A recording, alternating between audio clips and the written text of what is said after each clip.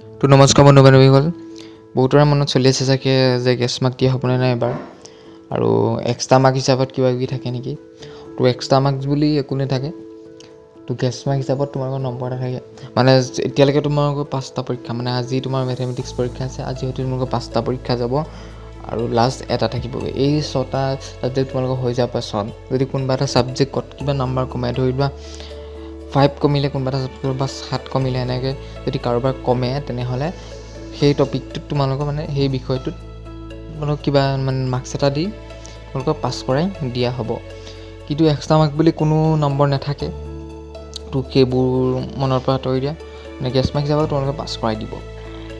মানে তোমাৰ বুজি পালে যে যদি কোনোবা এটা বিষয় বোলে 3 কমিলে 5 কমিলে 7 কমিলে এনেদৰে কমি যায়, সেই বিষয়টোৰ পৰা তোমালোকক গেছ মাৰ্ক দি পাছ কৰাই দিব। তো আজি ভিডিঅ'টো ইমানে, তো লগ পাম মোৰ নেক্সট ভিডিঅ'ত। তো আজিলৈ ইমানে, ধন্যবাদ, বাই বাই।